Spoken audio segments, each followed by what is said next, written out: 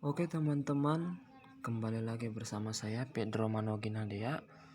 Sebelumnya saya ingin memperkenalkan diri saya. Saya berasal dari kampus Amik Medikom Medan. Nah, grup saya grup KA20E. Nah, di sini saya akan menjelaskan bagaimana saya membahas tentang membuat data customer beserta saldonya. Oke. Nah, di sini kita masuk ke data customer yang pertama. Nah, di sini saya buat data customer pada tahun 2010. Di sini sudah tertera ya, nama, alamat, termin, saldo, dan tax code-nya. Oke, langkah pertama yang harus kita lakukan adalah satu, terutama masuk ke dalam aplikasi Mayop. Pada bagian comment center, pilih card file. Setelah itu klik card list.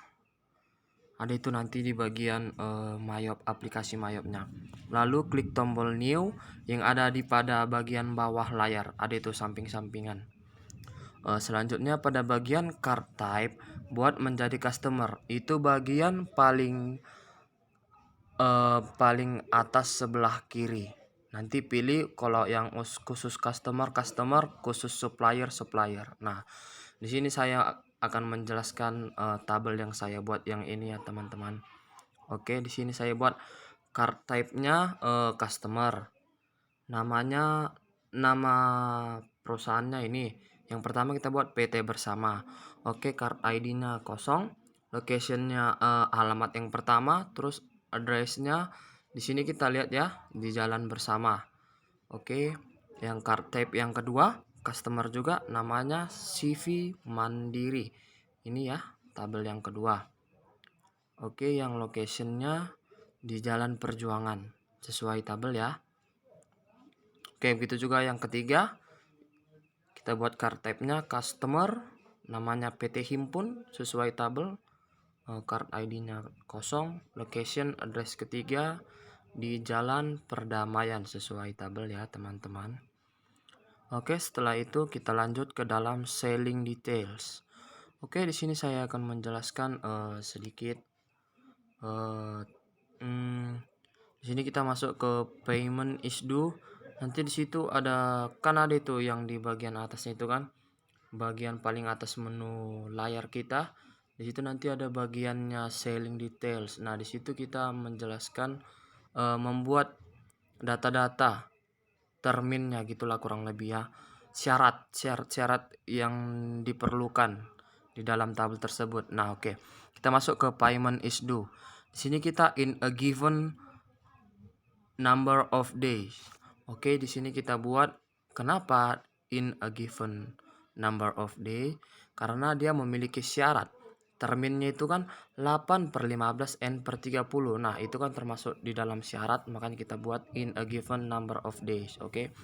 Discount days-nya di sini kita lihat ini di yang ke itu 8/15. Oke, yang di sini kita buat yang discount days-nya yang 15, yang balance due days-nya yang 30 yang di paling ujung, dan yang percent discount for AD payment itu yang paling depan.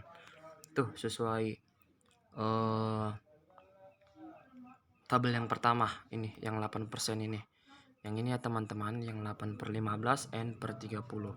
Nah, begitu juga dengan soal yang berikutnya. Yang nomor 2 sesuai ya, yang payment is due-nya yang in a given number of days, yang discount days-nya di sini kita lihat yang nomor 2 berapa? Sini kita lihat 15 ya, sama saya buat sama supaya agak gampang sedikit dipahami ya teman-teman. Oke, di sini untuk balance due days-nya saya buat per 40, jangkanya 40, dan yang untuk persen discount for AD payment itu saya buat 6%. Nah, ini dia. Begitu juga yang di bawahnya, payment is due-nya in a given number of days, discount day-nya 15, balance due days-nya 45, dan discount for AD payment-nya 7%. Oke, dengan rata-rata pajaknya atau tax code dengan biaya 10% dengan pajak pertambahan nilai. Oke, kemudian untuk memasukkan saldo pada tabel, maka klik balances.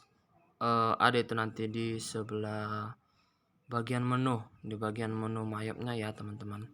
Oke, lalu klik customer balances. Ada itu nanti di bagian paling atas, kalau tidak salah menu setup kalau nggak salah ya teman-teman. Nah di situ kita masukkan data-datanya lagi ini untuk memasukkan saldo.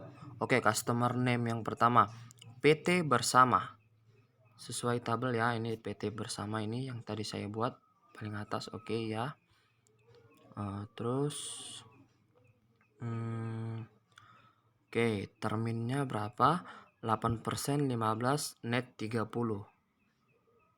Ini ya, 8/15 N 30. Oke. Invoice-nya kita buat datanya nomor 0001 supaya lebih mudah dipahami. Dengan tanggal kita buat 01/01/2010. Customer PO numbernya 0 ya. Terus memonya pre-convention sale. Oke. Di situ kalau total including tax-nya kita buat sesuai dengan data kita berapa ya. Nah, saldonya yang di pertama itu ada 10 juta di tabel yang pertama ya teman-teman. Oke. Tax code-nya yang tadi saya bilang itu kena 10% itu tadi di pajak pertambahan nilai atau PPN.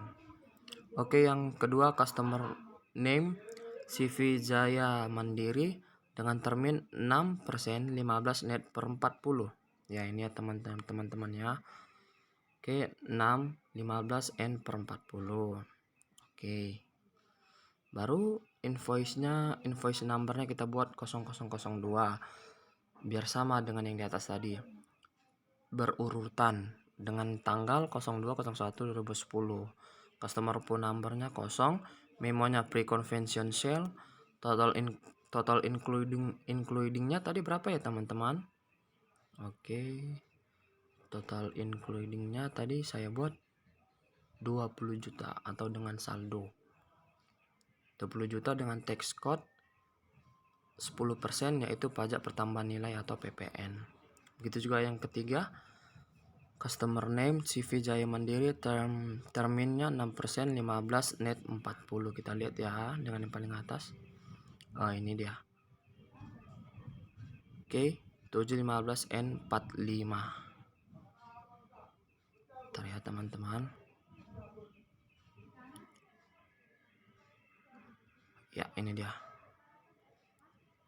Sorry tadi kurang paham. Oke, kita buat ke custom name-nya PT Himpun dengan termin 7% 15 net 45. Invoice 0003, date-nya tanggal 3 bulan 1 2010. Customer PO number-nya 0, memonya pre-convention sale. Total including tax-nya kita lihat sesuai tax yaitu saldo 30 juta ya, pas dengan tax code yaitu pajak pertambahan nilai. Oke ya teman-teman. Di sini saya akhiri topik saya. Sebelumnya saya minta maaf kalau saya ada salah. Sekian dan terima kasih.